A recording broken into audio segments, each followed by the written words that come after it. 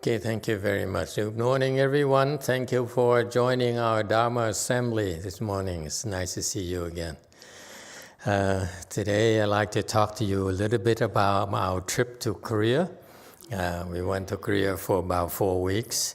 Master XX and Master XP and we all went together. And it's a very, very good trip, so I thought I'd share some photos with you, some stories with you.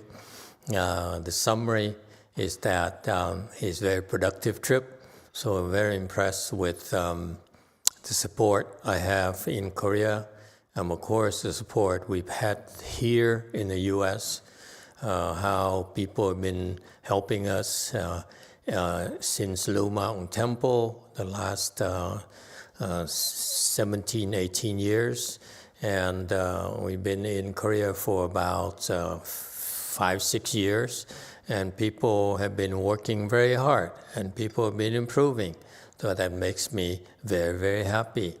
So the one thing is that the Asians are doing very well, they're improving very well, and so it helped me decide to step up the training program so that I'm going to help our people, train our people a little bit faster so that they can get there quicker and so that I can transfer more of my knowledge to them. The objective is to ultimately help them facilitate your trip to the Pureland a lot easier, a lot more smoothly.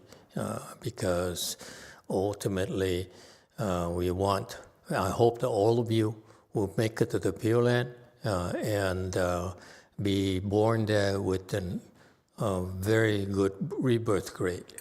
Okay? That's the bottom line. And so we have a crop of young and competent and as well as old and competent people. So we are excited about that, and I feel they deserve it's time for me to step it up a little bit. All right, feel free to ask any question. Okay, we arrived in the airport, and our people came to visit, to greet us, small group, and you probably remember Master XM here.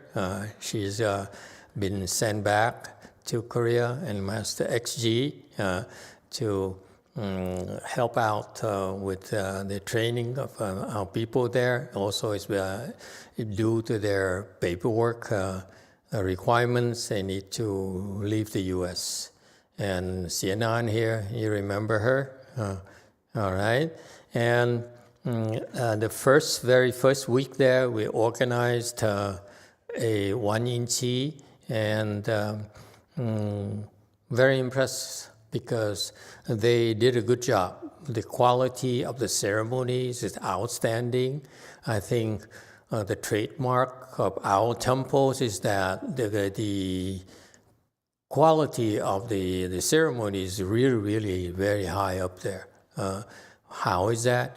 The way we got there, and I don't mind sharing our secret with everyone, all the temples, is you train them to build up their samadhi power first. That's the main thing for us. And then once they have samadhi, that's the main emphasis. And then we next train them how to do ceremonies better. Okay, so emphasis number 1, samadhi power. Number 2, ceremony skills. And you can see the difference. I noticed the difference that when the people have the good samadhi powers, like used as the case traditionally in the past in China, the ceremony is a much higher quality because your concentration is facilitated by these people, by the Weino here, by the Yue Zhong, and by the drum and bells. So there's we have plenty of people there, new ones who show great promise. And so the Koreans are very hardworking. We have a small temple there. We released a small building there, and a lot of people attended the assembly. Look at this. This is during a weekday, okay, or something like that, and a lot of people participated, and lots of diehards. So we have 3 different locations. This is the biggest location we have, the first one we have, and the most ugly-looking location, if you will. We were very poor, and we were poor, and we're still poor, but not as poor as before. But this is all we could afford. Okay? And it's much of a Buddha hall. Look at that. It's nothing at all. And this is our our third one. This is a jewel flower.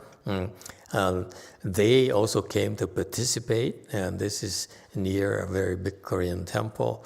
And in the evening, it's a full house, practically. On weekend, it's like so full. On weeknights, it's like maybe 60 people show up. They love the Dharma talks. And I think the Dharma talks, the lectures, have much better attendance than even the qi itself, the recitation itself. And Master XP was translating, okay, and I was happy to be there. You can notice this is our Buddha hall. Look at that at JMT. And so, not surprisingly, many Koreans walked in and walked out right away and said, "What kind of temple is this? Must be a cult." Never bothered us for 5 years, and we built up our people 1 person at a time. Okay. And there's no room for the Buddha hall. It's so small. It's not enough room. We wanted to have a lot of space for people to come and practice. We don't care for the altar. Okay, it's kind of, that building is about 2/3 the size of this Buddha hall. Okay, so it's kind of small, maybe half even. If you include the parlor there, is about half of what we have here. And so I decided, because we were poor, I decided to do away with the Buddha, the statue, just hung a few posters up there. And that's it. Yeah. And this is the great transference. Look how busy, how crowded it is. These people came to listen to the Dharma talks. They love Dharma talks. Okay? And Master XX was doing the great transference, conducting the first day and last day and so forth. The kitchen staff, lots of people, like a dozen people would be cooking every day. And these are our regulars, our old-timers. Okay, and this is our very supportive chef there. And the Chinese came. This is visitors from China, and they are cooking Chinese stuff. Okay, look at all these Chinese people. Okay, so they take turns. Okay, it's kind of nice because they came and brought Chinese ingredients and cooked Chinese for the locals. The locals loved it. Okay, and because there were a lot of people, especially on weekends, he had to cook a lot of stuff, sandwiches and so forth. This is Chinese team. She's from Singapore. They're from Taipei and Shanghai and so forth. This is this boy here decided to come by himself from China. He says, "I need to go see Master." So the parent immediately followed him. This is a mom here. The dad is somewhere. Okay? And this is our kitchen and dining area. This is at the end, the last photo up. This is these people we have. Most of them are old timers. Okay. All right, and some new timers as well. All right, we build one person at a time. We added one person at a time. So steadily, organically, we've been adding and adding people. Okay, so, this side here, quite a few new people. This guy here, I think he came and he said, I feel bad eating your food because I see you're so poor. You don't charge money for anything. And because typically in a Korean temple, you have to pay for everything. You pay to participate, you pay to eat, okay? You pay to stay overnight.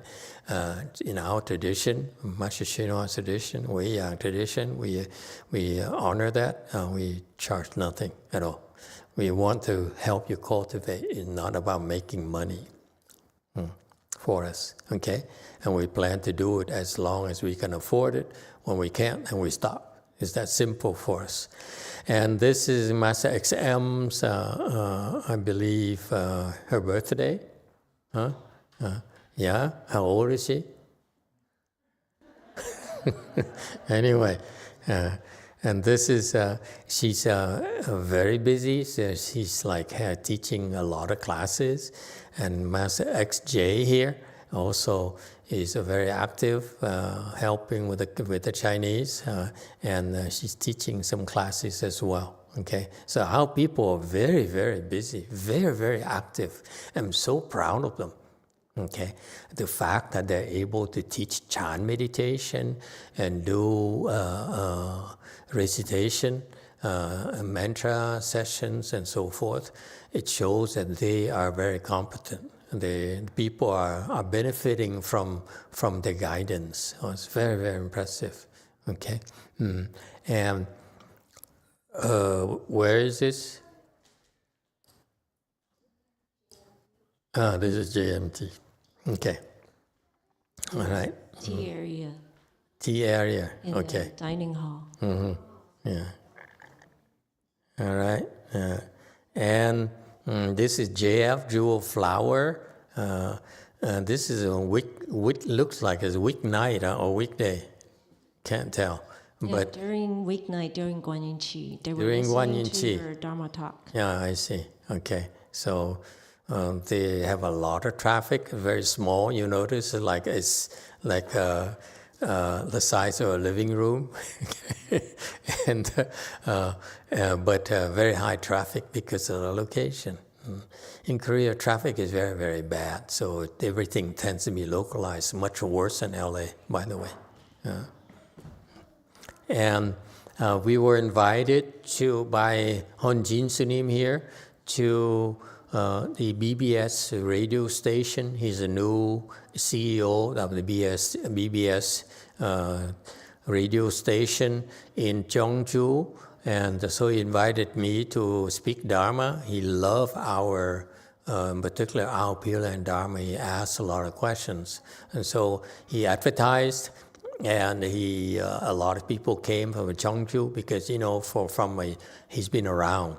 He's been around for a long time, so he has a good name, good reputation. So when he advertised, a lot of people came to attend. So I'd say half of them are like new, maybe more than half are newer in the area.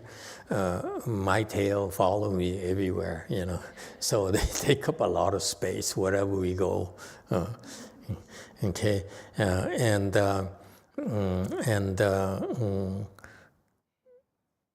so I spoke Dharma, and this is him, Honjin here, Honjin Sunim here. He's an editor. I think he was an editor for the Jogye Order headquarters and so forth. And a few Sunims came, and they recorded this and they broadcasted it as well. And this is a photo op, the photo we took after, at the end of the recording. And then, and a friend of ours as well, he used to be an abbot of a big temple in Seoul, Buluwangsa. Okay, they also founded the publishing arm.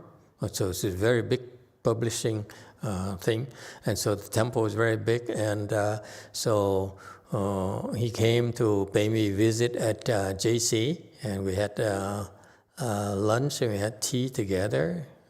Tea or lunch? I don't remember. Tea together, and then we went to one weekend. We went to the Bhikshuni Association. The Buddha Hall is gorgeous, and so this is a concrete building here. And look at all this adorned way place. And the walls, the sound system is superb. It's the best sound system. Probably not the best, not as good as Simsan Sunim's temple in Busan. Okay, but here's in Seoul, and at the walls here have all Buddhas, small Buddha statues of different sizes. Okay, the sound is very good. The sound they have there, believe it or not, is created by a set of speakers right here in the corner. Okay, so I have a woofer and something, a bass down here, and the top is this long speaker, both sides of the front. And I'm told it's very expensive, something like $10,000, but the sound is very good. Okay, it's so impressive. Okay, and after that we spoke Dharma, and what's interesting. What's going on? Is it translation? I mean, look at this translation here.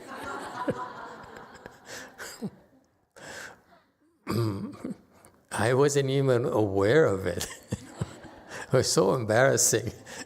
Did I make such a spectacle myself that it has to be translated properly? It looks ridiculous. Yeah, okay. Anyway, and so someone asked one question. Okay, and the Dharma talk was about an hour and a half to 2 hours. Okay, and we took an hour and a half to discuss it. One question.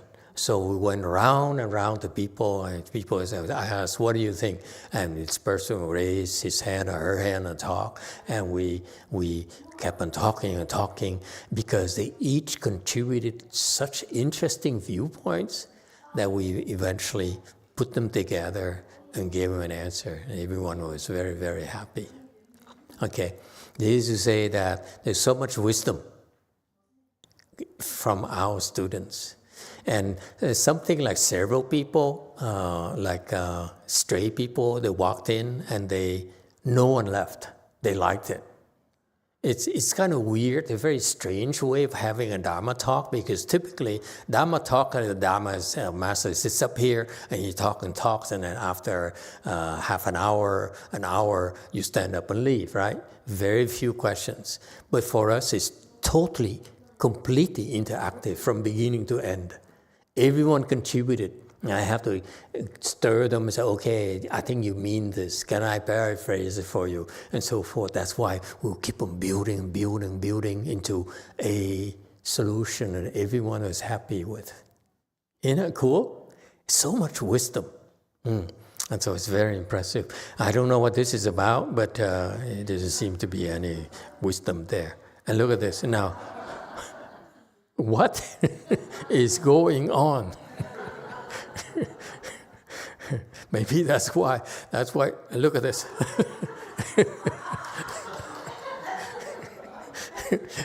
It's such a spectacle, no one left. It's so sad now. I mean, I promise I'll be better next time. Look at her. It's too much.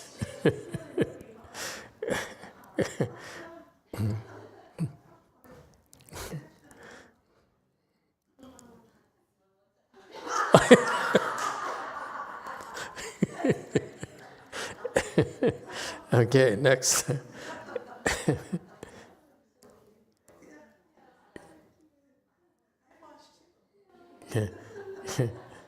These people, they're so embarrassed, you can tell.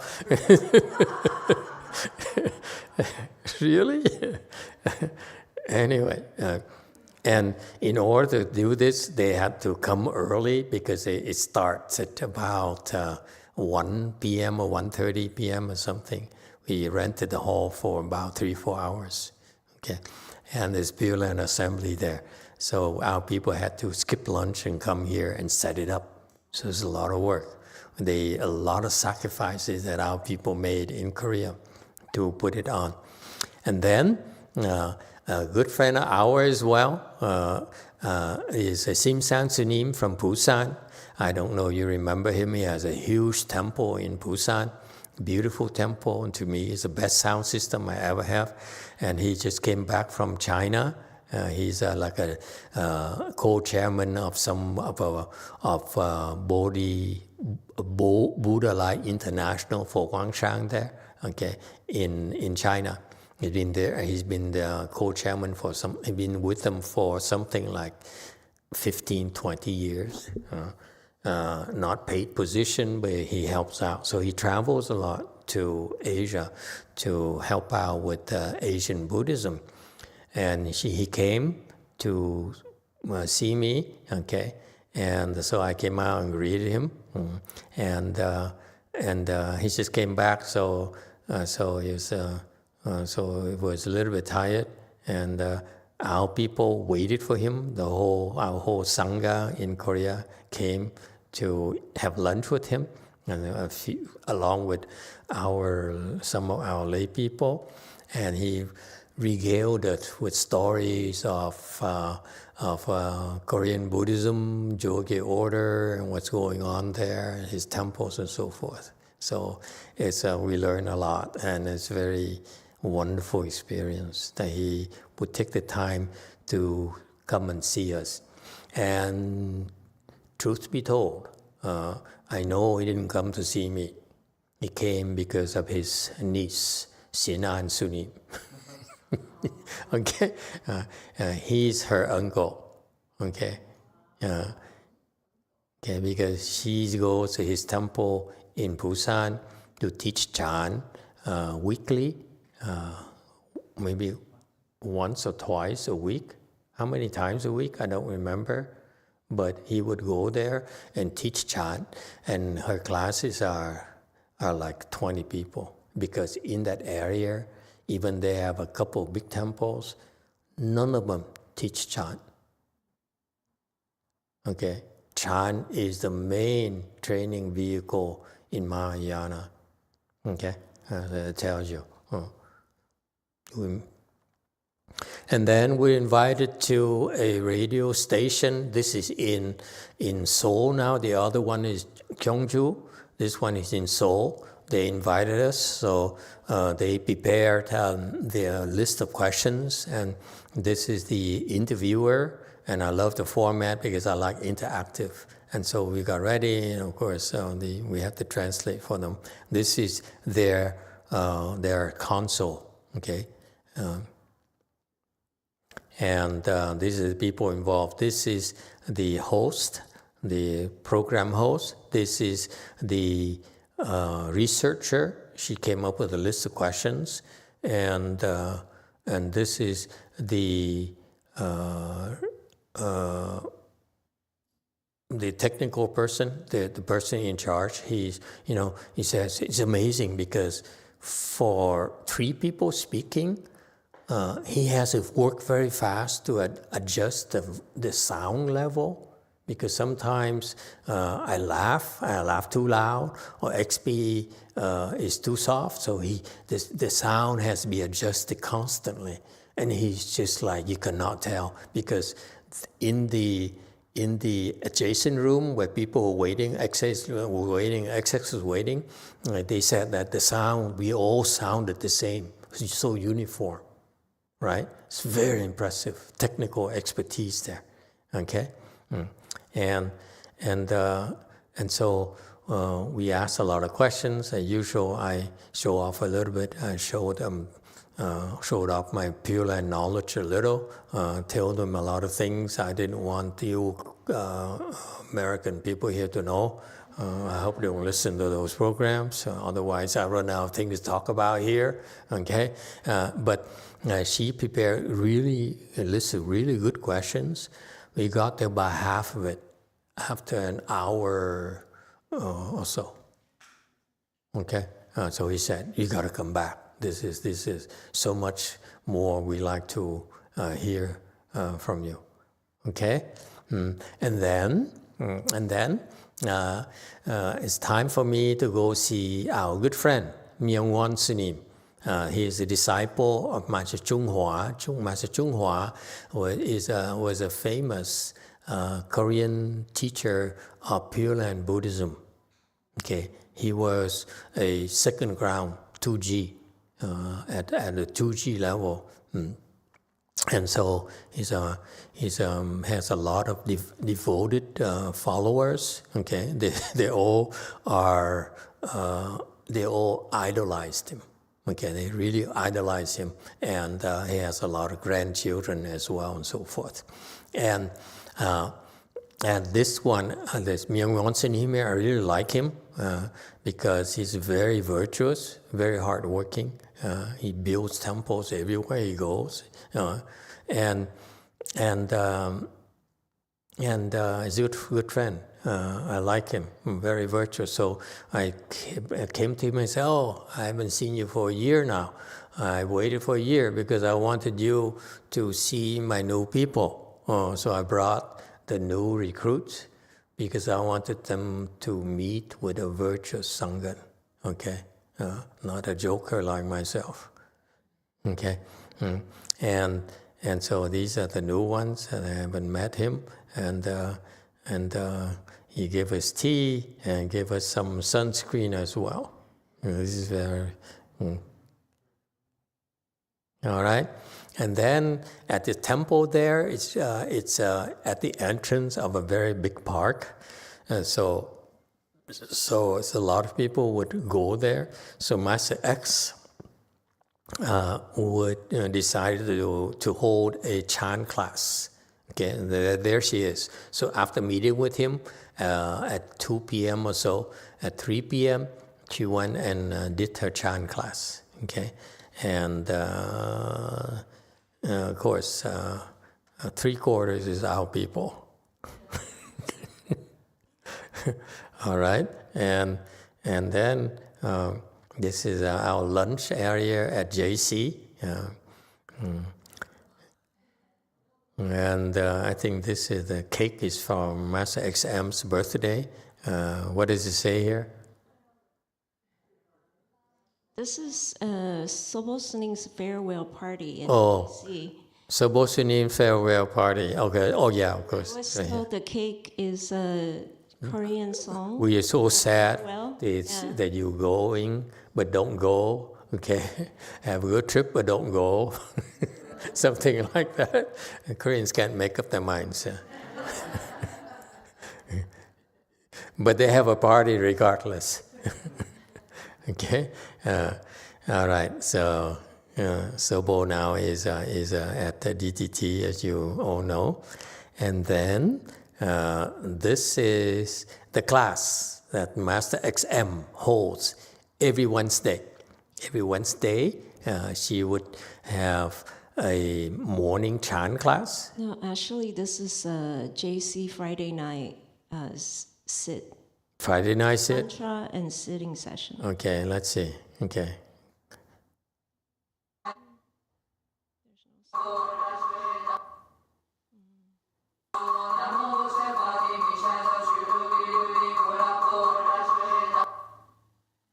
Okay, so this is a Friday mantra class. They started doing Friday night sits and so forth. Okay, and so they have a class here. There a lot of people came, and some people came and asked to see me. So talked to quite a few people. Yeah, hello. Hello. There you are. There you are. Let's meditate together. Let's make together. There you go. Okay. What was the context of this? So you were giving her instruction on when she gets afflicted, she can meditate with her toe. Oh, okay. He says she has a lot of affliction. So he said, what do I do about the affliction? I said, every time you're afflicted, I say, hello there. Okay. And what about the toe? I don't remember anymore. I taught her like, hey, what? Cross your legs? I'm sorry? Oh, cross your legs, say hello to your toe like you say hello to your affliction. And there you are again. Let's cultivate together. Okay? And she liked it. Okay, would you like to hear the instruction again? This is only for Koreans. I'm not sure that you want to use this. Yeah.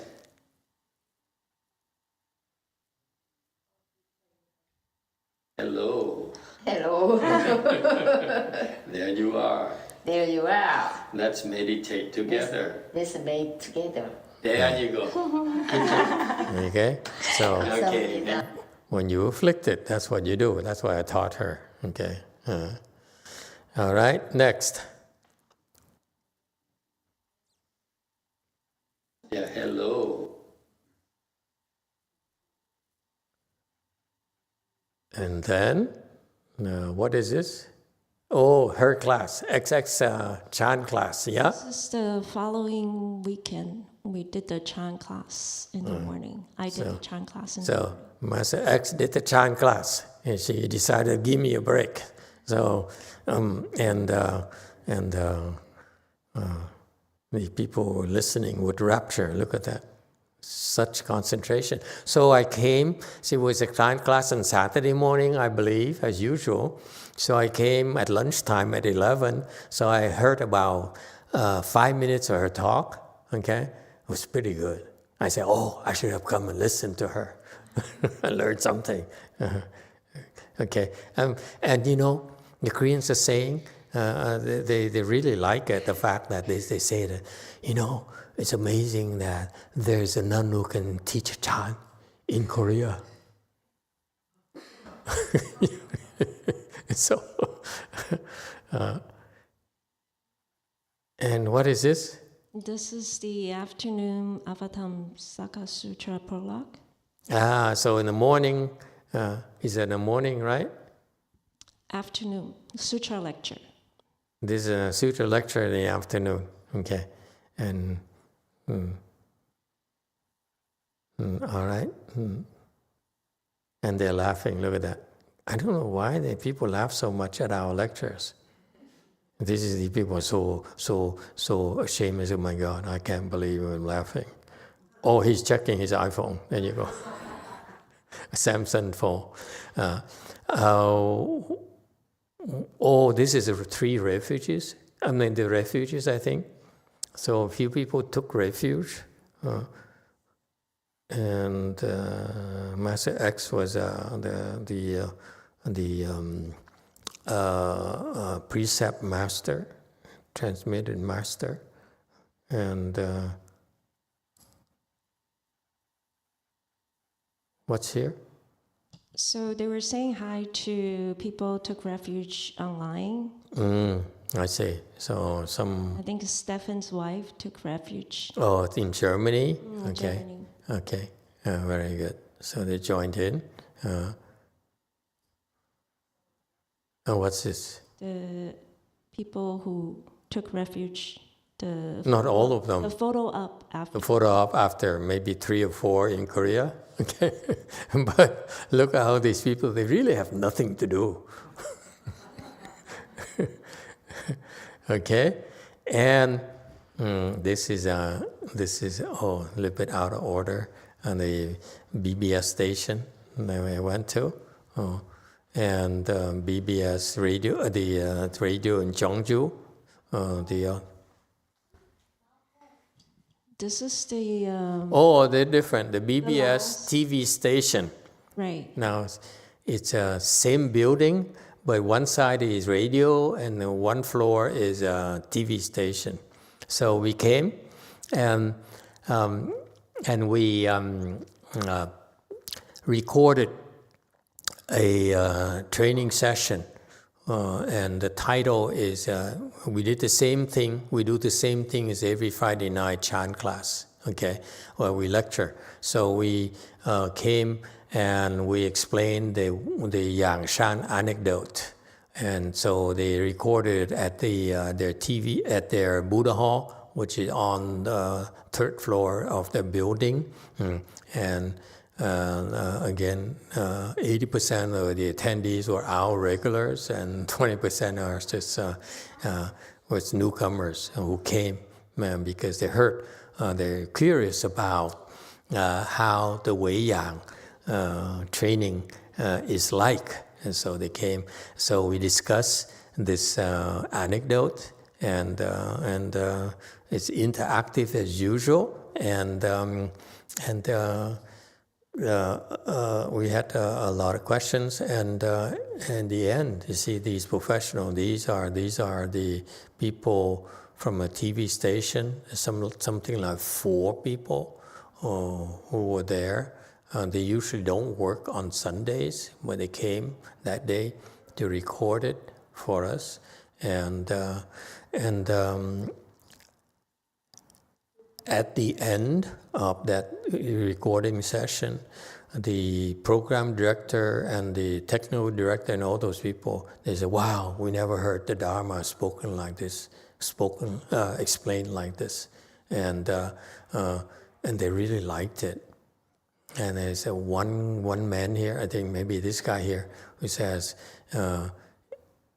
it's very unusual because that the master says the purpose of chant is to help people become enlightened. You practice chant because you will become enlightened, and we train you, we help you become enlightened. And that's the ultimate goal. Okay, everything is geared towards that. You eventually will get there, and no one speaks like that nowadays anymore, even in Korea. Okay, Korea is a very strong Buddhist country, very solid Buddhist culture. Anyway, so we explain an anecdote and review a few more secrets. Okay, again, it stays in Korea. Don't worry. Okay, Korean secrets. And this is what the Hyunju's niece were bowing to Master. oh yeah, and he's bowing to Master. There you go. And this is another friend who came to visit.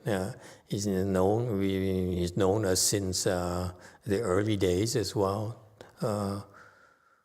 Soktu Sunim. He was working at the Joy Order headquarters. So he came and brought a few things, and we had tea with him. And so Young Song offered to make tea for us. Okay.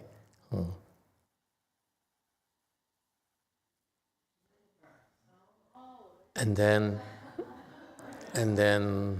the last few days, we had a few days off. So the last Sunday we were busy recording the Wei Yang anecdote. Okay, and then on Monday we have a day to relax, and then Tuesday we went to see this auto museum. Okay, Samsung Transportation Museum, and you may have noticed it. This badge here, okay, yellow badge with a black horse. Okay, and so it's the first time. I don't know they have that. Okay, the first time I'm this close to Ferrari, the red car I've been talking about, just in case you don't know what the red car I've been talking about the last 20 years, this kind of car. Okay, I was this close. Okay, I was so close. So when no one's watching, I reach out and touched it. I touched it, so, whoa! It feels so nice. I'll never forget that feeling the rest of my life. It's a beautiful, beautiful car. I was so happy. And then they have all sorts of old cars and a buggy here, and learn about the history of cars and old Mercedes. The older cars are so gorgeous, so original, have so much character. Compared to the new ones. Look at this, it's so much character. Look at this, it's gorgeous. Huh? These cars are gorgeous. Look at this. Can you imagine yourself driving this in here with the pilot hat cap on there and with the big goggles? Huh? It's so cool. And like this. And one takes in him, look at this. He looks like a gangster. He looks like his old medium. And you get, in some cases, you get to get on the cars themselves. And this is this is an authentic tricycle, okay? and you can tell we're gangsters.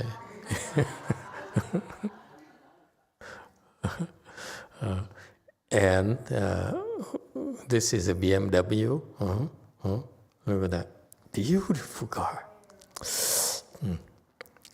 And then one of my favorites, this is a 930 Porsche, okay, 911, but the model year is 930. It looks like a scorpion, okay. And the last air-cooled Porsche. It's about $300,000 to $500,000, depending on the condition. Back to the Future, DeLorean here, and it's a big museum, so she has to use her wheelchair here. She fell, and old cars. Okay, and after that. We went to have some Korean noodles. And my last instruction, the one text him, I don't remember. He's not smiling. Actually, I'm beating his head. So he said, ouch, ouch, ouch. Okay, and all my Korean, the newcomers who were there, and we took over half of the restaurant, and all the newcomers were shocked. They, what? The master actually beats up his students? They were shocked. Okay, and one tech is the first time I beat him. So, and then after that, on the way back, we stopped by Taipei and visited Nung Chan Monastery in Taipei. Nung Chan is Nung Chan is the Nung is farming, the farming and Chan temple. Okay, so originally there was a farmer's field, so they bought it and they built a temple there. It's a tiny temple. And this belongs to Master Sheng Yin. He's one of the Taiwan Big Four masters. I think they're all dead by now. But he's very generous. He started from this temple here, a very small temple, and they kept expanding until they got enough support. to build this big temple here. And so we just dropped by, no appointment, and they very kind. They came out and assigned a person to give us a tour for about an hour or so. So he brought us to a lot of places, and the rainbow came out. Okay, and this is the Vajra Sutra here, part of Vajra Sutra on this wall here. So it's a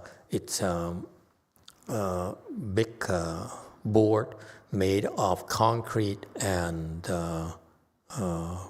wood, so pressed wood. So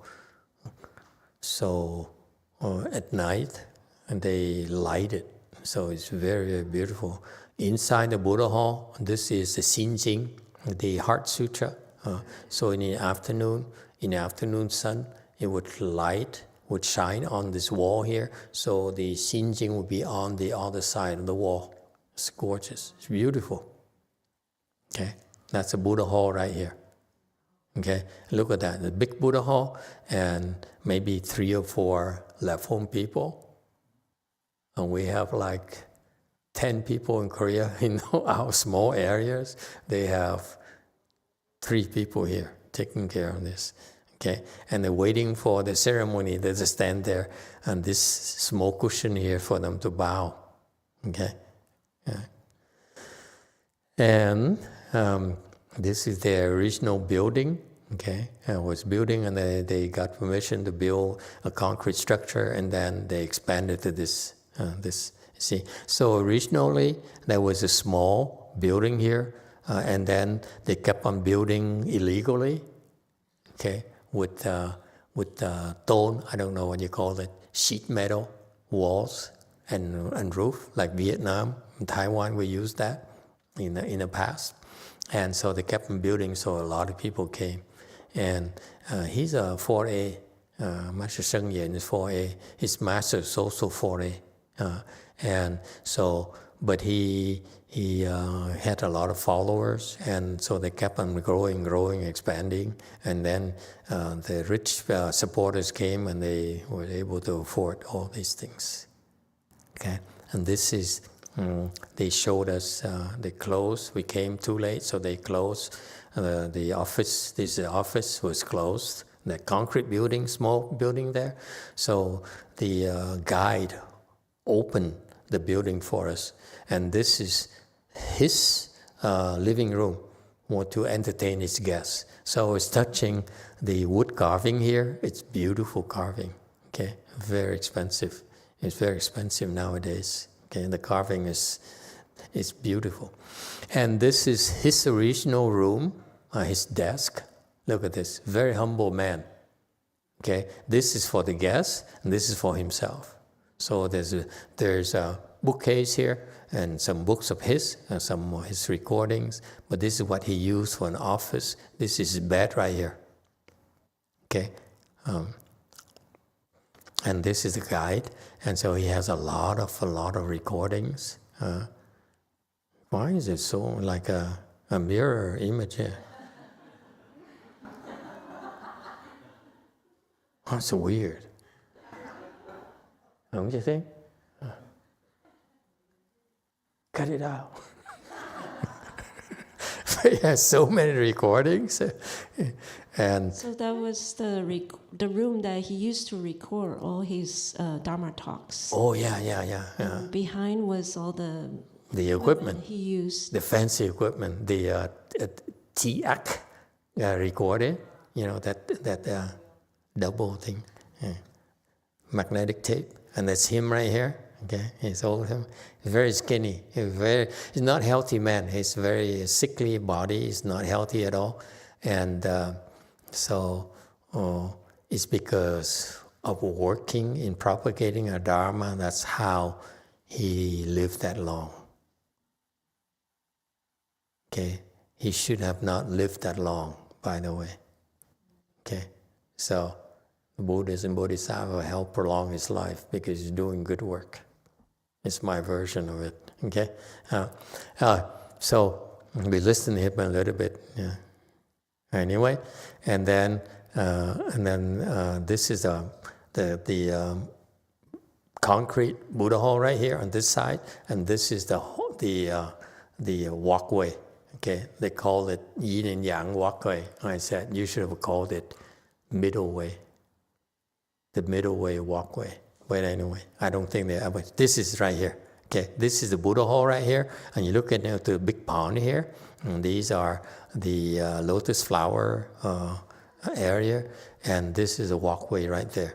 And they call it yin-yang walkway because the light changes. You see one side's open, the other is closed. So I said, actually, a better name would be middle way.